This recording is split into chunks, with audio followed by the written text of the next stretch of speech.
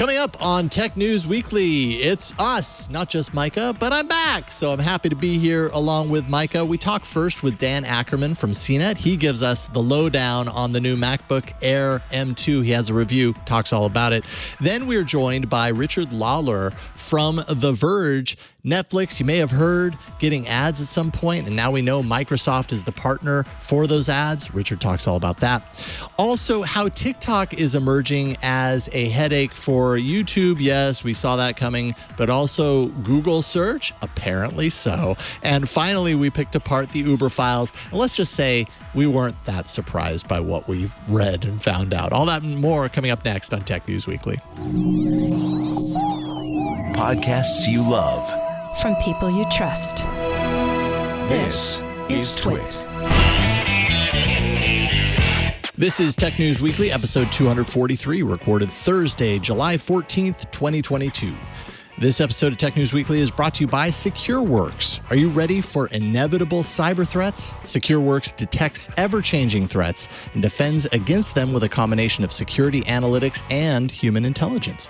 To learn more, visit secureworks.com. And by Drata. Security professionals are undergoing the tedious and arduous task of manually collecting evidence. With Drata, say goodbye to the days of manual evidence collection and hello to automation. All done at Drata speed. Visit drata.com/twit to get a demo and 10% off implementation.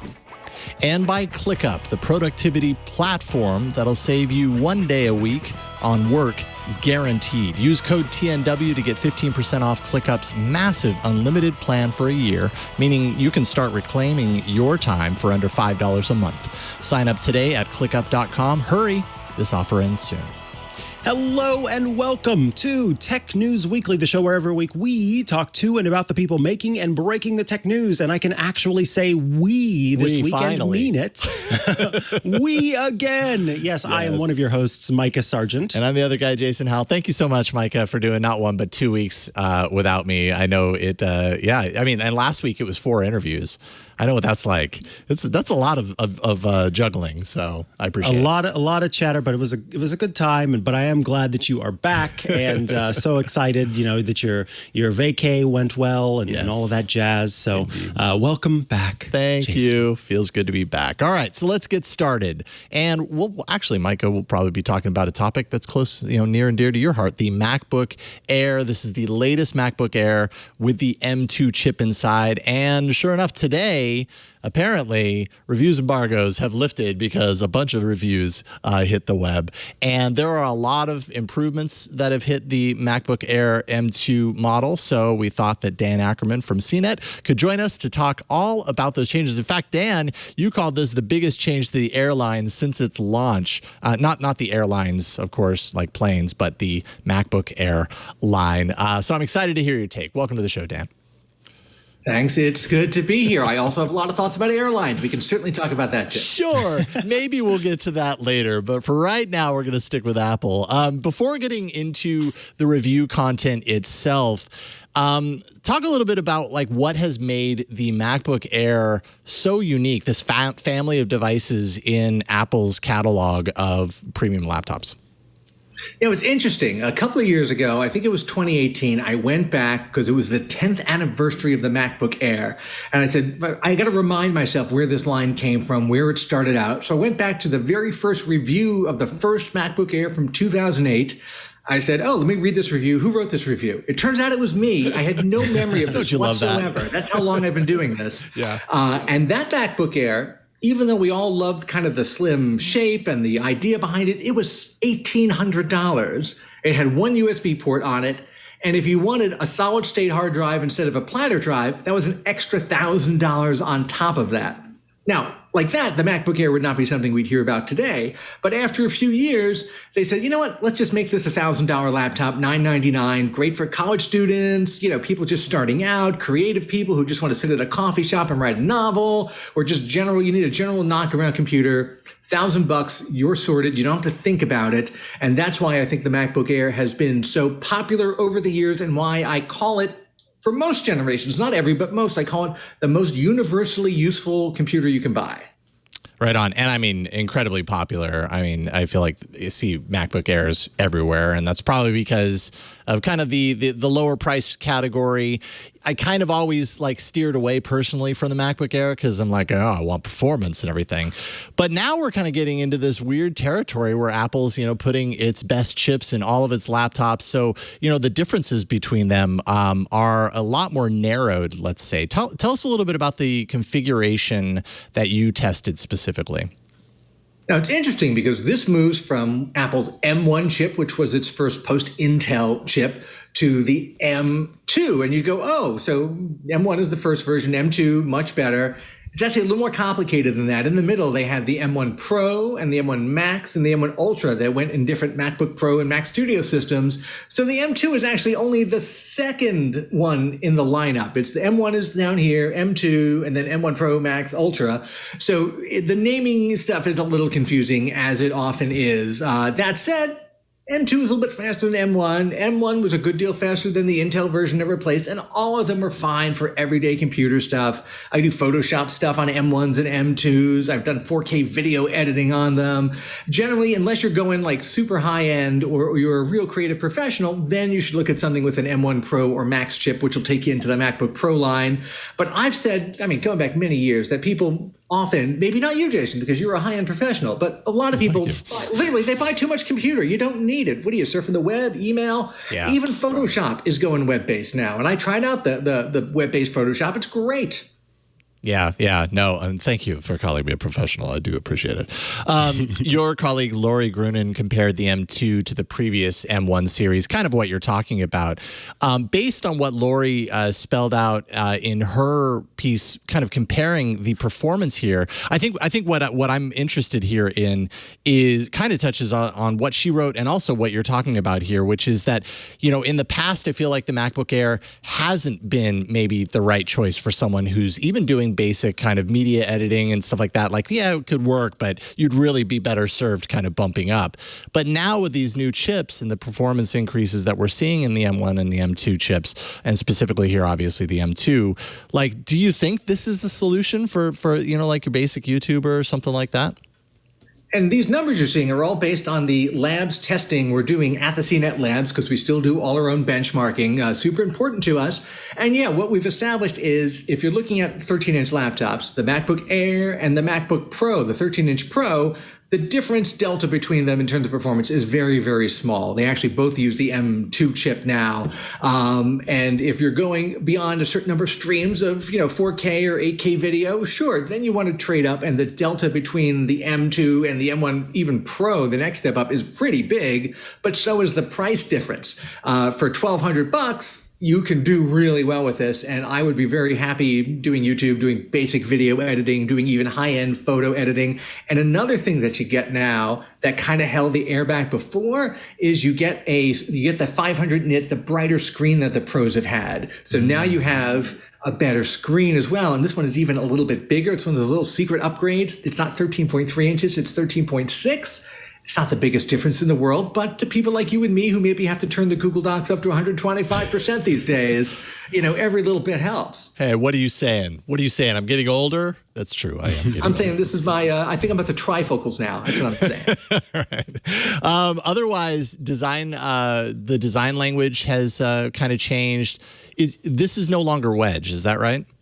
This is the first time since that 2008 launch that it's not a wedge. It's the same kind of flat, I call it a very constructivist look, free of any kind of ornamentation that the 14 and 16-inch Pros have, and the Mac Studio also. Here, look, if I lift it up like this, see, look at that, totally flat. Mm-hmm. If you put it back to back with a wedge MacBook Air, it's a little bit narrower at the back, and the footprint it's really 99.9% the same, but it feels thinner and it's a hair lighter. But I think it's much more sleek looking like this. Yeah, that's a slick looking device. I like it. How about the higher res webcam? We were talking before the show that you're not using, obviously you were just showing us the Air, so you're obviously not using that to do your video for this interview, but you are using basically the same webcam. Mm-hmm. What was your experience with the camera on this device? Yeah, I'm using the 1080 camera in the 24-inch iMac, which is essentially the same as a 1080 camera now in the 14-inch Pro, 16-inch Pro, and now this 13-inch Air. Not in the new 13-inch Pro. That still has the old 720 camera. And listen, we all know that MacBook webcams have always kind of sucked. Everybody's always said that. And now that we're doing all these, web meetings and Zoom meetings and video stuff, it's more important now than ever. And frankly, 2 years too late, there's finally a 1080 camera in a MacBook Air. And it's not just the resolution, it's the image processing too. We did some side-by-side still shots and video, and you can see those on our CNET review, and you can really tell the difference. And again, not just resolution, the image processing is much smarter behind it, and is really caught up with a lot of Windows systems where premium Windows systems have moved to 1080 cameras over the last few years. Right on. And then also want to talk a little bit about MagSafe, because personally, I've always been a big fan of MagSafe. I was definitely bummed when they got rid of it. And then it's come back. And I very recently, like within the last month, bought the MacBook Pro, last year's model of the MacBook Pro that does have the MagSafe, has the M1 chip. And I really appreciate having MagSafe back. You mentioned in your article that you're kind of like, you know what? I think I'm over it. Like the USB-C is just fine. Tell us a little bit about that, because I as much as I'm happy having MagSafe back, it's not as critical to me either, because like you say, you can just plug it right into USB-C and it's not a big deal. You got options. I love MagSafe originally. I was sad when it went away, largely because I'm very clumsy. But then something interesting happened. Apple did something the company does not often do. It added a universal standard to its products and said, oh, USB-C, that's your data connection, your accessory connection, your power connection, and half the phones out there and almost all the Windows laptops out there and your Nintendo Switch and your Steam Deck and everything else all decided to use USB-C. I'm like, I can't believe we're living in this. Is this real? Am I living in a simulation? This is amazing. So what does Apple do immediately? They go, you know what? We're bringing back a proprietary cable. Let's do that. So they eat up a bunch of space on the side over here for the MagSafe connection. You still got USB-C and you can still use that. If you want to use this, it's a perfectly nice cable. And on the MacBook, it's color coded. The cable matches. Like this is midnight, which I think is the coolest color. And the cable for the MagSafe is also midnight. But am I going to carry around one proprietary cable with me, or am I just going to throw a generic USB-C cable from like a Dell or something in my bag, or just assume that everywhere I go, somebody is going to have a USB-C plug? That's what I'm going to do. Yeah, and along those lines, kind of with the option, like now that I'm thinking about it, at my home setup, I have like my music production studio, and it kind of goes into place, and I can have it plugged into MagSafe there. But then when I'm going anywhere, you're right. In my bag, I'm going to have a USB-C if I'm going to have anything, and that's just fine. Plug it into the MagSafe. Then if I knock it off the studio table, hey, whatever. But it's less of a necessity now than I feel like then it felt like it was back in the first version of MagSafe to me. So, I mean, especially because everyone had proprietary laptop cables back then. Totally. Brand A didn't work with Brand B. Now it's so universal. And even Apple was on board for a while. And I was pleasantly surprised by that until they said, oh, wait, we can sell you a special cable again. Why are we not doing that? Well, at least you have options. At least you have both of them. And then price-wise, entry cost for this laptop is definitely up. How do you feel about how does that sit with you? This is my biggest disappointment about the system. They brought back what I call my least favorite feature about the MacBook Air, the feature being they occasionally make it more expensive than $999. I think back in maybe 2018, they bumped it up by $200, and I said, that's a terrible idea. And then a year or two later, they brought it back down to $999, where it stayed ever since. So now we're back up to $1,200. As a SOP, they're keeping the M1 version, the wedge version from 2020, and you're buying 2020 hardware if you're doing this. They're keeping that at $999, so Apple can say we sell a $1,000 computer, but you're going to feel kind of left out if you get that MacBook Air and then somebody else next to you has this MacBook Air with the new screen and the new camera and the new features and the M2 chip instead of the M1 chip. Colors, and yeah. I feel like, hopefully in a year or two, this one will go back down to $999. I think it's an important psychological barrier and frankly, a practical barrier. If you're a college student, if you're just starting out, if you're just going to sit in a coffee shop and write your novel all day, $999 is achievable. You can work your way up to that. $1,200, then you gotta reconsider. I absolutely agree. I think a psychological barrier, that's exactly what it is. And I have to imagine at some point that ends up dropping down again. So, but that's just a guess, and we will see. And when that happens, perhaps Dan Ackerman will write all about it like he has this awesome review at CNET. Dan, it's always a pleasure getting to talk with you. Thank you for hopping on with us. If people want to follow your work online, where can they find you? You can find me all over CNET and on Twitter at Dan Ackerman. Thanks, man. Right on. Thank you, too. Take care of yourself. Be safe and stay healthy this summer. We'll talk to you soon. Will do. See ya. Bye, Dan. All right, up next, Netflix is on pace to get ads. I'm sure you've heard about this. And now apparently Microsoft is the company that's going to help them do it. So we're going to talk all about that. That's Mikah's interview coming up next. But first, this episode of Tech News Weekly is brought to you by SecureWorks. SecureWorks is actually a subsidiary of Dell. What would happen if an intruder broke into your home and then moved in without you knowing it, sneaking around, eating your food, using your Netflix account with or without ads? Imagine an intruder doing that same thing to your IT infrastructure. You know, how many passwords would they actually be able to compromise? How many systems could they damage or degrade? How many pieces of personal or maybe even financial data could they steal? Threat actors often are hiding in plain sight in IT systems. That's what makes them so difficult to find for more than 200 days on average, in fact, before they're detected. What happens when stopping at the endpoint is stopping your ability to properly defend your infrastructure. Well, enter SecureWorks Taegis Extended Detection and Response. That's XDR. It actually enables a more comprehensive and effective security posture than ever before. One unified, singular point of view, providing unparalleled visibility. It's also extensible, following data moving beyond the perimeter, helping organizations unify their prevention, their detection, and their response. And it mitigates the issue of siloed security solutions that leave coverage gaps for the adversary to leverage. By organizing multiple point solutions and creating one unified and clear picture of your infrastructure, Taegis XDR can actually help teams prevent threats effectively, also detect them rapidly, and then finally respond appropriately.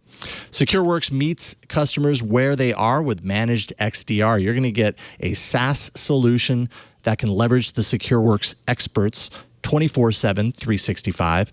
And that's to investigate and to respond to the threats on your behalf so you can cut down dwell times, decrease your operational burden, and reduce all of the associated cost. Some customers obviously have a large security team and can manage XDR by themselves with minimal contact with their experts. But in most cases, companies have a shortage of security talent and actually need their help to manage and monitor any potential threats to their environment. SecureWorks provides fast emergency response with chat, and that includes incident commanders who are actually going to find the root cause while preparing you for future threats. When your organization actually experiences a breach or maybe even a cyber attack, there's no time to spare. As you know, the quicker you get to this, the more you can lessen the damage that it causes. If this happens, you call 1-800-BREACHED, and SecureWorks Emergency Incident Response Team can actually provide you immediate assistance responding to and remediating a possible cyber incident or a data breach 24/7, whatever time of day it happens to be.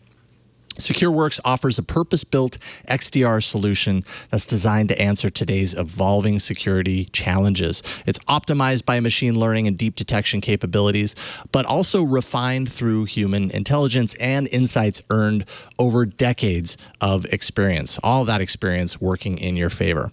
A Gartner, Forrester, and IDC leader in security operations, SecureWorks actually empowers organizations with a collaborative and innovative security solution that requires to achieve strong security in an evolving digital world. So at secureworks.com, that's what you want to remember, secureworks.com, you can actually learn more about the ways today's threat environment is evolving and the risks it can present to your organization, including case studies you'll find there, reports from their counter threat unit, and a whole lot more. Visit secureworks.com. SecureWorks, be the threat, beat the threat. We thank SecureWorks for their support of Tech News Weekly. All right, Mikah, over to you. All right. Yes. Some pretty new news, as it were, related to Netflix, who we've heard for some time has been thinking about introducing a new tier to its service. Joining us today to talk about Netflix's partnership with Microsoft is The Verge's Richard Lawler. Welcome to the show, Richard. Thank you so much for having me. Yeah, happy to have you here. So let's kick things off. We've been hearing about an ad-supported tier on Netflix for quite a while now, and I'm curious, can you just give us the basic details of this news and Microsoft's involvement in it?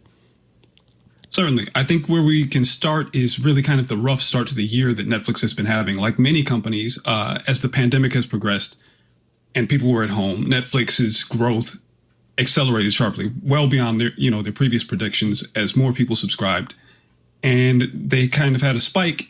And as people started going back outside, that spike went down. We've seen it with other companies. It hit Netflix very hard. They, for the first time in about 10 years, they've reported that they had lost subscribers in total, that they were actually having a shrinking subscriber base. And for Netflix, trying to find ways to make more money when you have more than 100 million customers is a bit difficult. How you get more people, how you can make more money from the customers that you have. And something that they've been very against in streaming for years now and have openly said that they did not like and did not want to do was to add advertising. But circumstances have changed. The investors are a little uneasy. And suddenly the executives are open to advertising. And we've heard that they've told employees that we could see advertising launch on Netflix by the end of this year. So Netflix is open and ready to launch advertising, but they don't really have any expertise or any way to do that. They have so much expertise in keeping streaming running. They have a service that almost never goes down and streams video all over the world, but they don't have advertising, so they had to go find someone to kind of help out with that, and that's where Microsoft steps in. Yeah, that was actually to really provide the technology and ways to get it done. Yeah, I mean, because I was kind of curious about this, why Netflix chose to partner with Microsoft. When I think of advertising, and I've got only a base understanding of it, I typically think of Google, I think of Facebook, I think of maybe even Amazon, who, if you don't have ad blockers, has lots of different ads that they serve on their own site. Those are the big advertisers that I think of. Is Microsoft there and doing this, and I'm just not as aware of it, but also, is this an opportunity for Microsoft to take a step forward? Is this kind of a big bit of business both for Netflix, but also for Microsoft? I think that the second point is true, is that it is an opportunity for Microsoft really to raise its profile in the advertising business. As you mentioned, obviously Google, Facebook are the huge names in advertising, but Microsoft is also there. They have Bing, which we may joke about, but it exists. It has advertising, and they've been building up some of their more creative elements within even products like Windows that may help support and work with a more robust advertising business. There are also rumors that they are considering an ad-supported or ways to integrate ads for free-to-play games on Xbox, which is a massive opportunity for them. So they've also been building that up. And there was a report by the Wall Street Journal, Sarah Krause wrote, that one of the major elements for Netflix choosing Microsoft is they considered partnering with Comcast, who has an ad business of its own with NBC Universal that it uses to deliver ads both on cable and online, and also considered Google. However, both of those companies compete with Netflix when it comes to video. So they're obviously, Netflix has in its entire history been very secretive and very cautious about sharing data. And that's one of their big things as a company. So I can see why they may not want to partner with either of those two parties. And so Microsoft has the advantage of being agnostic in that particular way. And they also purchased a company that most of us had never heard of at the end of last year called Xandr. As AT&T sold off Time Warner and HBO and all of its kind of other media properties, something that went slightly less noticed was that they also sold this company that they had acquired, this startup for this advertising, ad tech startup called Xandr. And that company is focused on building ads for a post-cookie world. Like many other companies, is trying to figure out how to kind of target people without violating their privacy, without using cookies, which Google and other browsers are starting to phase out, and you won't be able to use to be able to find your audience anymore, and find a way to make that work. And Microsoft has it. They have the technology, and they're ready to deliver. Okay, that makes sense. I think perhaps if Microsoft had gone through and purchased TikTok, like was rumored, then maybe this would be a different conversation, because then they would be competing a little bit more directly with Netflix in the video space. But that didn't happen. So now this is starting to make sense. It's starting to really add up.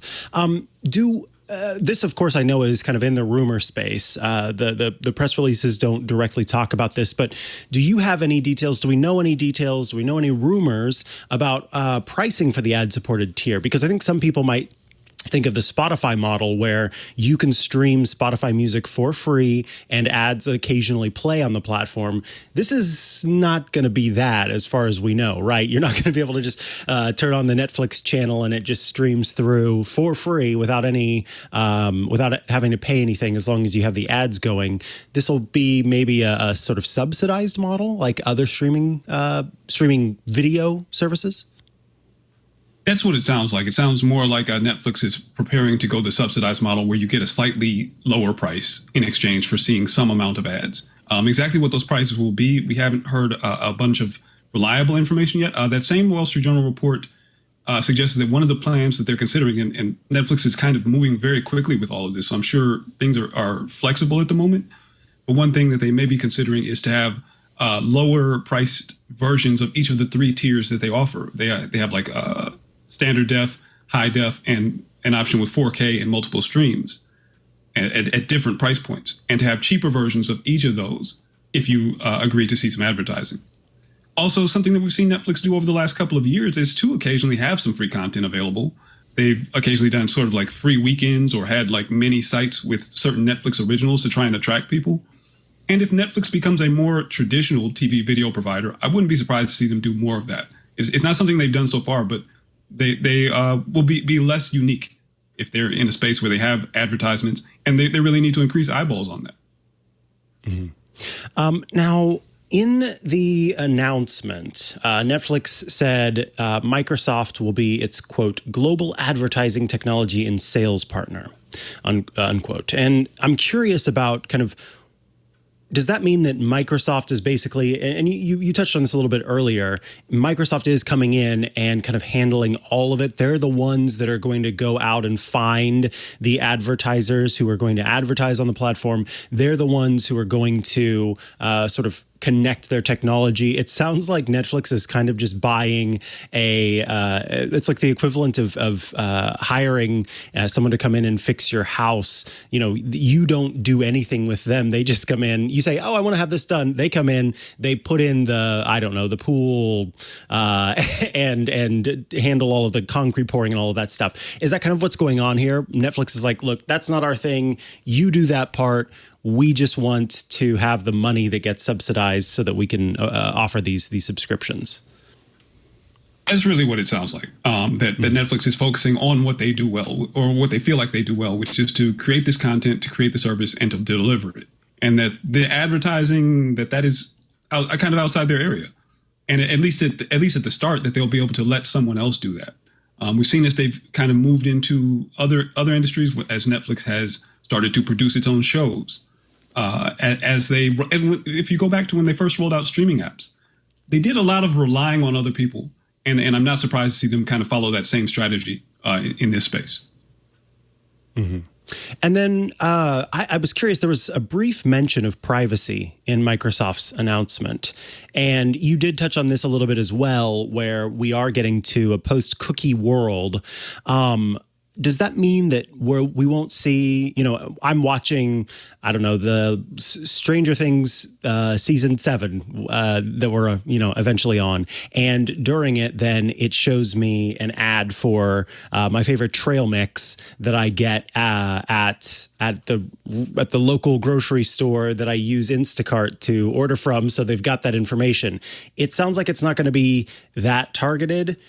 From what we know, is this more of an idea of people who watch this kind of content would probably like these kinds of things versus this hyper-targeted bit of advertising that is directed at me individually? How do we know anything about the ad tech based on, like you said, Microsoft's acquisitions and kind of what these streaming services have done in the past? We haven't seen really enough of it to say exactly what they're going to be doing, but that sounds like the direction, especially that companies like Google are going with the privacy sandbox and the different kind of experiments that they've proposed, where they track more, as you said, people like you and try to kind of target that way within the groups. And it's something that all of these companies are doing. When you take a look at companies like Roku or Vizio, something that people may not realize is that while Vizio appears to be a TV company, over the last couple of years, they've made far more money from their services and advertising business.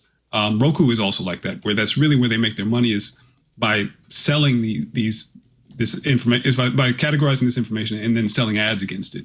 So Netflix and Microsoft, they could have a significantly more privacy protecting operation, but still makes a lot of money potentially from advertisements if they have the data and are able to use it properly. So I think that's the promise that a company like Xandr has had.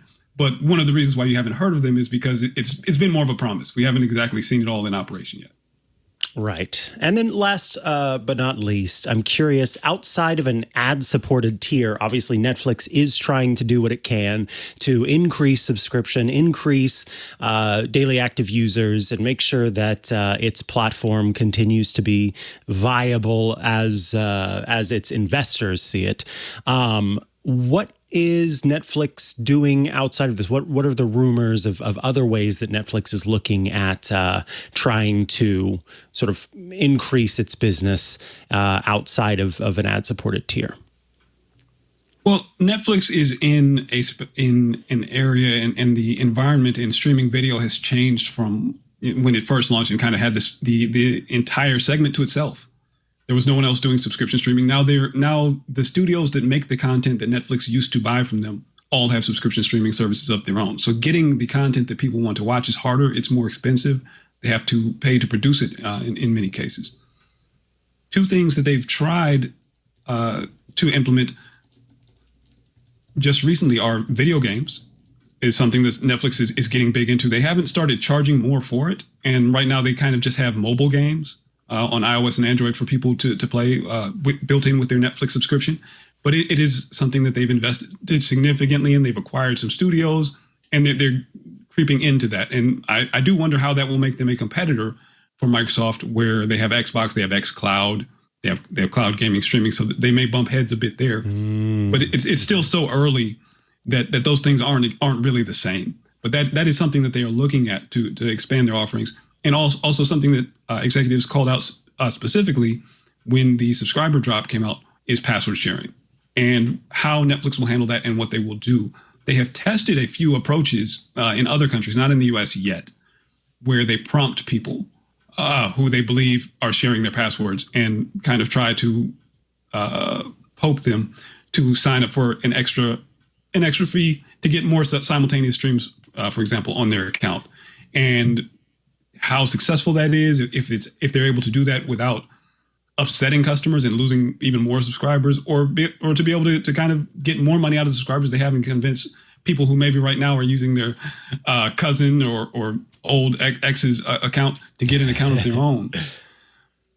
Maybe that's an opportunity there, but those are two specific areas they're focusing on. And it's one of the reasons they need to is because they've recently raised the price. Over the last several years, they've repeatedly raised prices. I'm sure if you have Netflix, you've noticed you're paying quite a bit more than you used to. And I know for me, it got to the point where subscribing to Netflix isn't automatic anymore because it costs so much.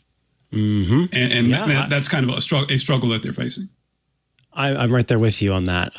It's one of those things where I've never in the past sort of taken the time to examine what shows do I watch here, how much do I watch, and is it worth keeping? Now I do have that moment of like, this could be one that I kick. And I've never had that before with Netflix, so it's kind of wild.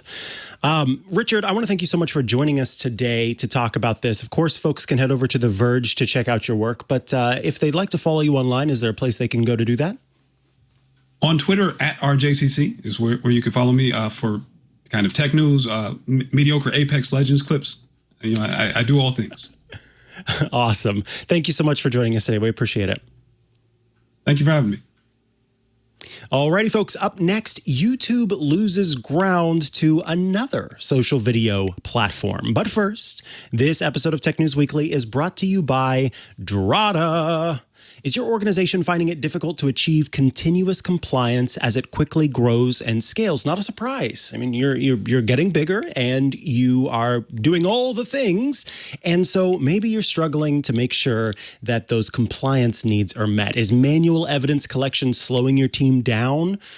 As G2's highest rated cloud compliance software, Drata streamlines your SOC 2, your ISO 27001, your PCI DSS, your GDPR, your HIPAA, and other compliance frameworks, and provides 24-hour continuous control monitoring so you focus on scaling securely. It's funny, I think of the people out there who are listening to this who are going, that one, that one, that one, that one. It's all alphabet soup to me, but I'm glad that Drata has those covered. With a suite of 75 plus integrations, Drata easily integrates with your tech stack through applications such as AWS, Azure, GitHub, Okta, and Cloudflare. Countless security professionals from companies including Lemonade, Notion, oh, I love Notion, and Bamboo HR have shared how crucial it has been to have Drata as a trusted partner in the compliance process. Their deep native integrations provide instant visibility into a security program and continuous monitoring to ensure compliance is always met. Drata allows companies to see all of their controls and easily map them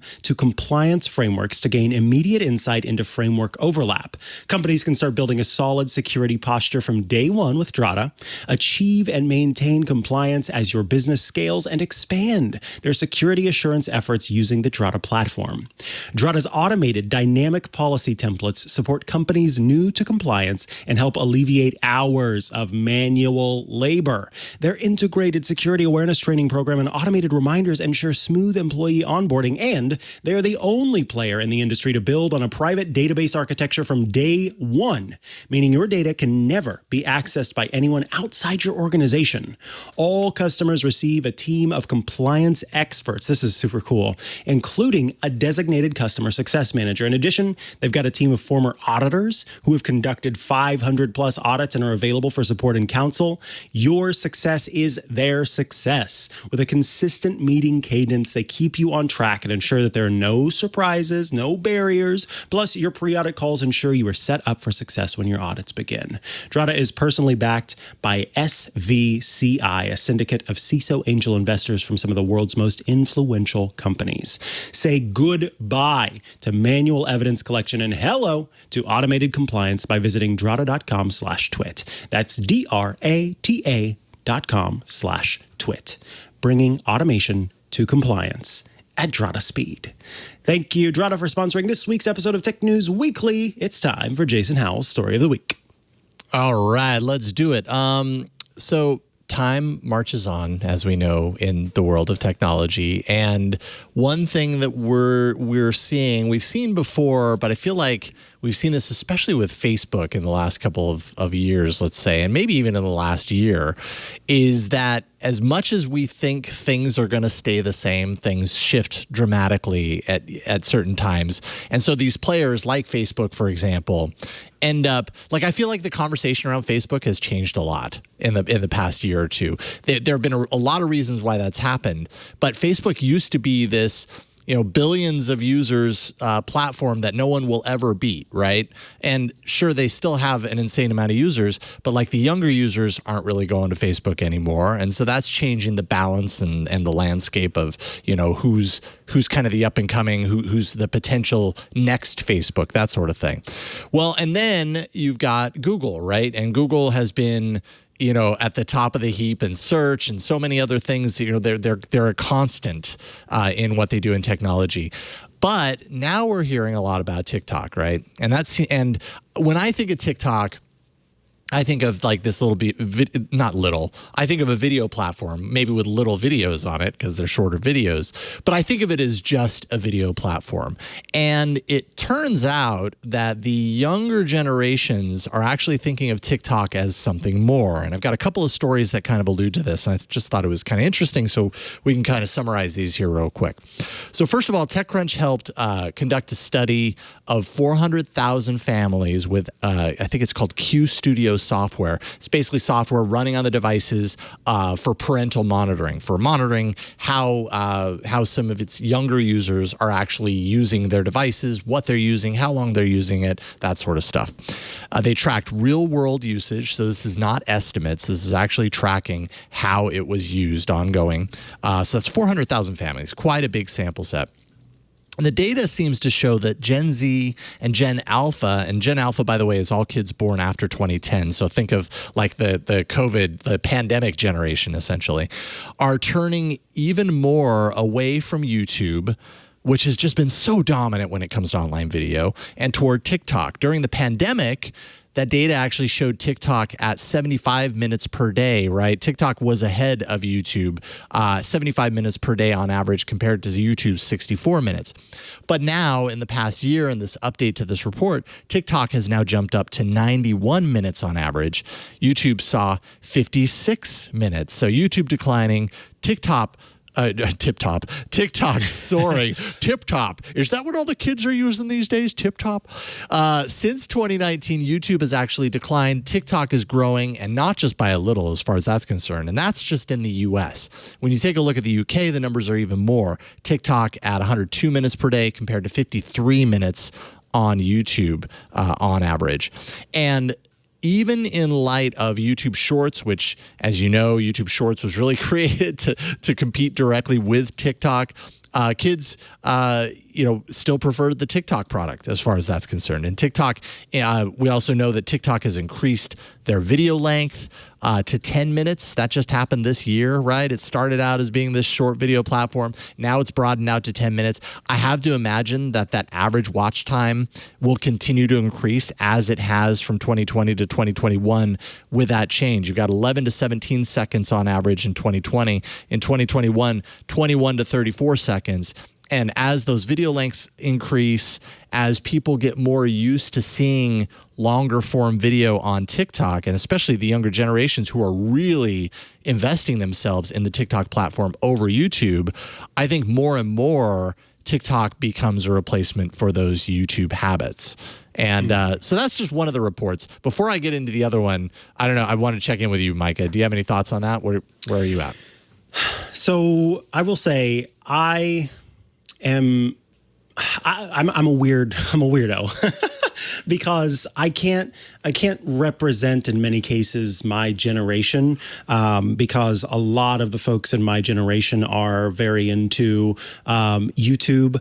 And I think that what happened to me was, one, I just am an old soul. But also in a minute, I'll talk about I'm also a young soul, a bit of an old soul. So YouTube was not a huge thing for me, although I did have a YouTube show back in the day, but I didn't watch a lot of YouTube. And then two, I worked in journalism for years, and in particular, I worked in video journalism. And so I'm not a big video watcher because it's like seeing how the sausage gets made and then you get kind of tired of it. Yeah. I prefer to read things if I can or listen to things. And so I'm not a big, when I want to learn new things and I have to use YouTube, I almost always have it at 2x. And the whole time I'm kind of annoyed that I can't just have a transcript that actually, is the proper text of what's on screen. You can just read through it at your own speed. Yeah, exactly. Yeah. But at the same time, young soul comes into play when it comes to TikTok because I don't do it every day. I don't even do it every week necessarily, but once every couple of weeks, I will open up TikTok and just have fun watching video after video after video. And talk about the algorithm, whatever.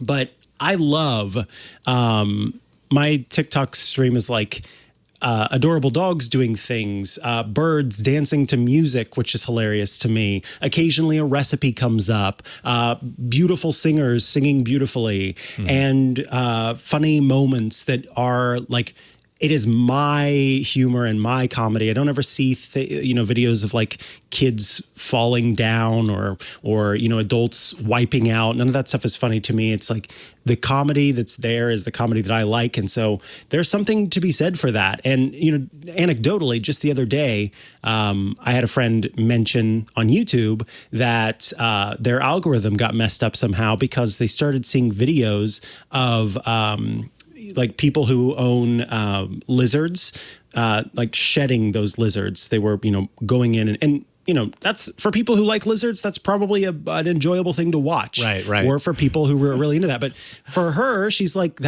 I don't ever want to see that ever, not once. And that's happened to me before on YouTube, where I really like watching chiropractic technique at work and hearing people talk about their stories and the pains that they experience, and then seeing a chiropractor do the things that a chiropractor does, and the response that comes out of that. But by watching those videos, it started to lead down this weird path that I had no interest in going. Yeah. And I thought, this knows nothing about me, but I have not really had that with TikTok. So I think that I am not surprised that the trendy nature of TikTok is what pulls in the kids.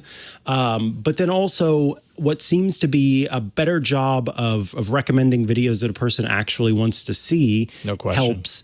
And then increasingly, there is something to be said for humanity's attention span and the shortening of that. So all of those things come together to where none of this is a surprise to me. Yeah, not a surprise, and I totally agree. The algorithm that is working, I mean, it's what TikTok continues to get praised for time and time again. I think everybody agrees.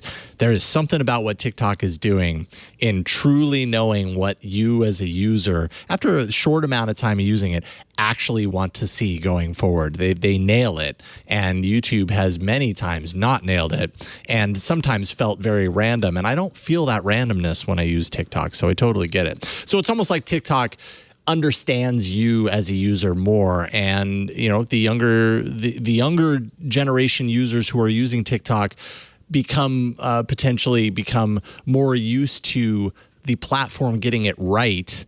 And so why would they turn anywhere else, And it's just us older legacy users that maybe get left behind in the dust because that's just what I've always used.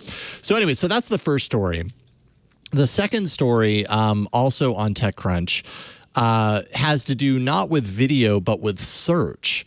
And Google, and this was about Google itself admitting that TikTok is actually taking away its search and its maps volume as well, which when I've thought of what is the potential of TikTok, I always think of it in terms of does it replace YouTube, or does it outlast YouTube Shorts or whatever Facebook or Instagram has? There's those direct comparisons. But what Google's saying here is 40% of Gen Z actually prefers searching TikTok, and actually Instagram is another one that they called out, over Google's own search and map products. And according to Google SVP, and I'm probably going to get his name wrong, so I apologize, Prabhakar Raghavan, he said during a conference, he said something like almost 40% of young people, when they're looking for a place for lunch, they don't go to Google Maps or search, they go to TikTok or Instagram.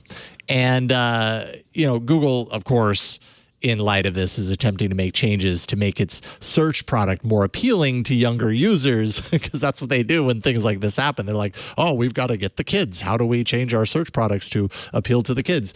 But I think reading these two in tandem just really kind of reminded me that the things that we may take for granted, that Facebook will be around forever and it will always be dominant because it has all the users, that Google's search has been so dominant for decades now, and that's never going to change because how could anyone beat Google search?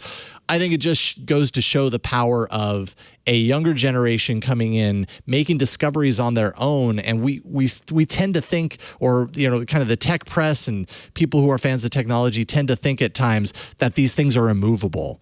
And I think what this shows is that, no, given a long enough time span, there will be another one, and it might not come from where you think it's going to come. I don't know what 10 years down the line TikTok's going to be doing.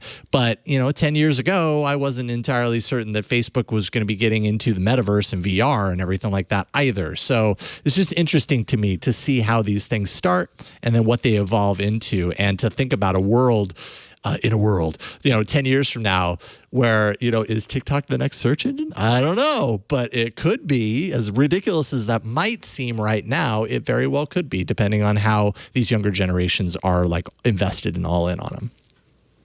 Yeah, I guess we shall see where it goes. But I do think that, what you've pointed out there, that it's not this, steadfast and true situation where nothing will change. Right. Yeah.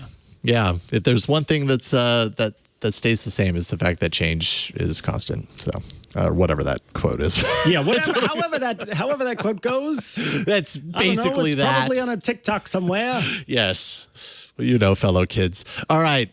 Coming up, your story of the week, which has to do with the Uber files. Dun, dun, dun. But first, this episode of Tech News Weekly is brought to you by ClickUp. Just imagine. It's hard for me to imagine because I definitely don't feel this way right now, but imagine having one extra day every week. All of that extra time, right? More time to cook healthy meals, more time to work on that novel, binging some good reality TV. What is it like to sit down and watch TV? I don't even know lately. That's my life. For me, I'd be writing some sick tunes and recording them with my fancy new MacBook Pro. That's what I'd be doing if I had an extra day. But now all of this is possible with ClickUp. It's the productivity platform that's going to save you 1 day a week on work, guaranteed. ClickUp actually began with the premise that productivity was broken. There were too many tools to keep track of, too many things in entirely separate ecosystems, all these different places you have to go in order to do the things you need to do. There had to be a more productive way to get through the daily hustle. And ClickUp is the one tool to house all your tasks, all your projects, your many docs, your goals, your spreadsheets, and more. I mean, they're all in all these different places. How do you kind of unify? Well, ClickUp is built for teams from just you, to more than 1,000. I mean, use your imagination. It's packed with features and customization options that no other productivity tool has. So you can actually work the way that you work best. And whether you're in project management or maybe you're in engineering, as a lot of folks who watch the show are, sales, marketing, HR, whatever it is, ClickUp has easy-to-use solutions that create a more efficient work environment. You can actually join more than 800,000 highly productive teams using ClickUp, and you can do that today. Make sure and use code TNW. You do that, you're going to get 15% off ClickUp's massive unlimited plan for a full year, meaning you can start reclaiming your time for under $5 a month. And you can sign up today at clickup.com and make sure, like I said, to use that code TNW. Do hurry. This offer ends soon. And we thank ClickUp. It's good to have you all on board. Thank you for sponsoring this episode of Tech News Weekly. All right, Mikah, over to you. Yes, this is a wild set of stories called the Uber files that came out on July 11th, so Monday, as we are recording the show, back on Monday. And this is a series of, it's a write-up about a series of files, 124,000 documents that were leaked to The Guardian regarding how Uber did quite a few things that are not exactly legal in many ways. Are we surprised? Are we? No, not at all. Not at all.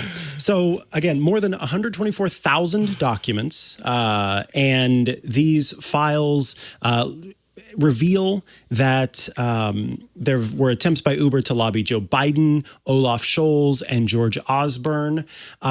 Emmanuel Macron, who was at the time not yet the president of France, but is now the president of France, allegedly aided Uber in lobbying in France. And that was according to texts that they saw, because along with it just being documentation, like emails and stuff like that, it was also WhatsApp messages and iMessages. So all of that together was shown. And then also there was information about what Uber called a kill switch, which was a way for Uber to erase data on its servers in order to circumvent raids by police if police were seeking to view data at the company. Yeah, that doesn't sound good.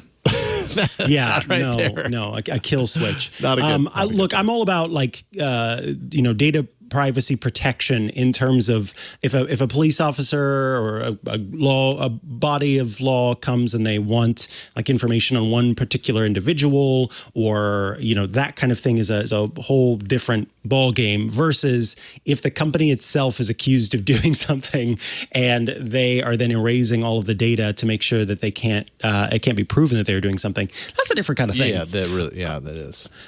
You may remember a long, long time ago, and we're showing the photo on the stream if you're watching, that French taxi drivers were very upset about Uber coming to France, and they actually protested.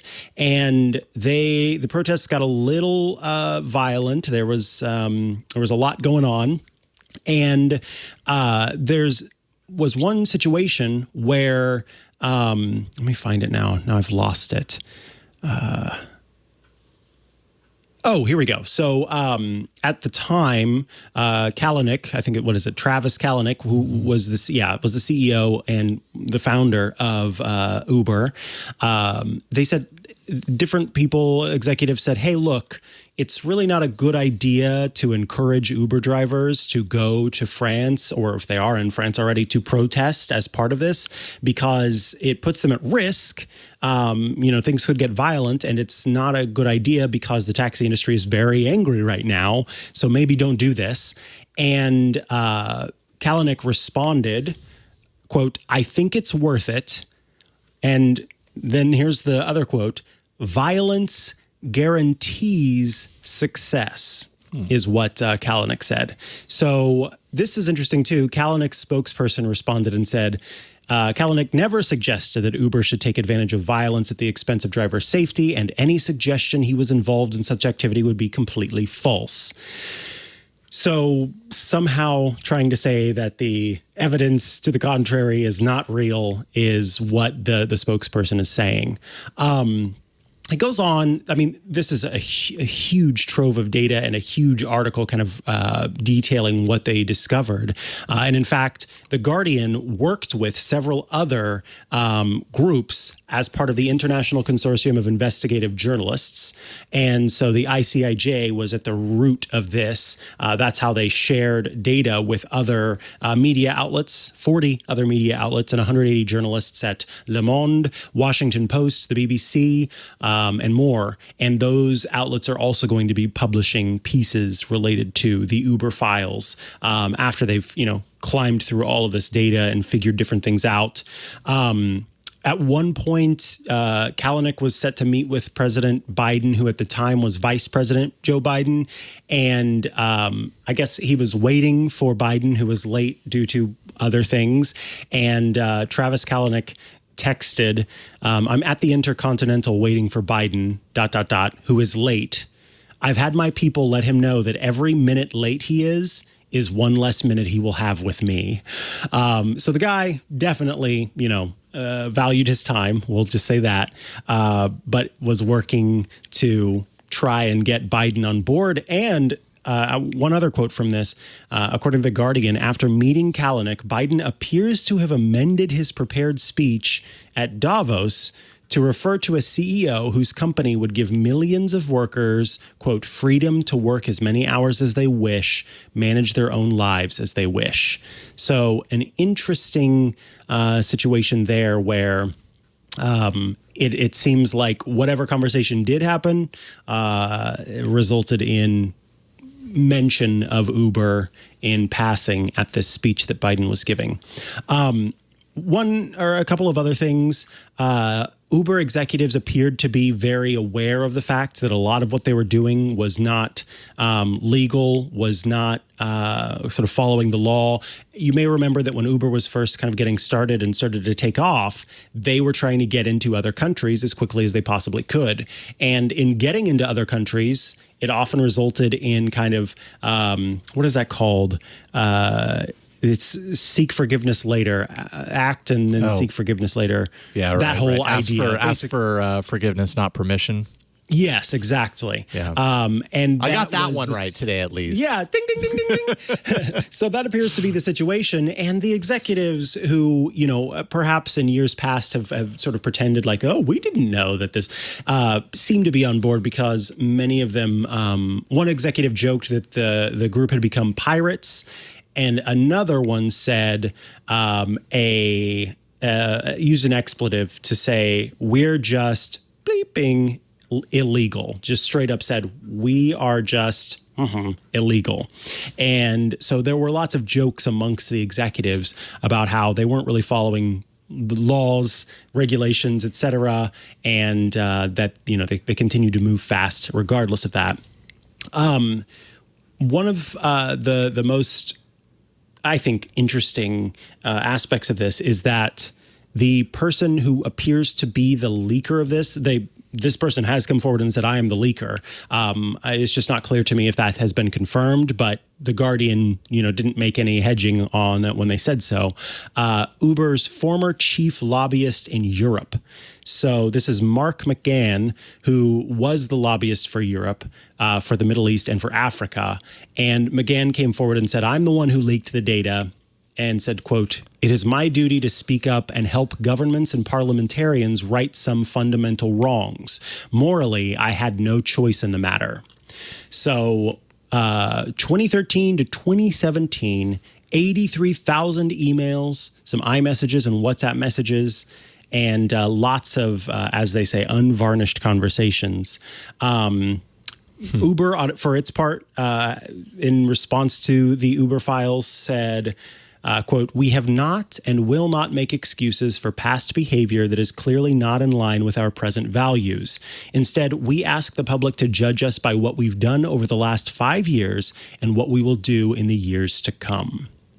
So, I mean, I can kind of guess your thoughts on this, but I would like to hear just your reaction at the very least. I mean, I'm not surprised at all. I think that statement right there, kind of says it all, where they realize, who is it, Rush Hashari? Why am I blanking on the current CEO's name? Crud, yeah. But you keep going, I'll find it. Yeah, I mean the current is yeah, I'm blanking, but the current leadership at Uber is, I mean, at least from the outside looking in, very different, clearly different. Travis Kalanick was poison, in my opinion. He was just incredibly, he was just horrible in a lot of ways, misogynistic, implemented a lot of things that were just incredibly inappropriate, drove the staff to insane levels of overwork, and at times pitting them against each other, and not really caring about it as long as the final product was Uber wins. You know what I mean? It was just from toxic culture all around. So I'm not surprised at any of this. I don't know how much you hold a company like this accountable for things that happened under that kind of leadership that was 5+ years ago. I mean, I speak like. What I mean by that is, like, I actually don't know the law. Like, how accountable is the Uber of today when, some of these decisions were tied to Travis Kalanick, who isn't there anymore? Does that fall on Kalanick? Does that fall on Uber? If there are any charges that follow as a result of some of this reporting, I'm not sure. But yeah, in my opinion, it was a great day when Kalanick was no longer CEO at Uber. I still, at the time, I remember just being like, I'm not riding an Uber. I'm going to take a Lyft, even though Lyft was harder to ride. It was not nearly as ubiquitous in any of the places that I was doing rideshare, but I kind of refused. And I've used Uber since. Now, since that he's been gone, and I've have a little bit more of an improved taste in my mouth as far as the company is concerned and the culture improvements and all that kind of stuff. But yeah, as far as these reports are concerned, I'm totally not surprised at all. This sounds pretty much in line with exactly what I would expect. I agree wholeheartedly.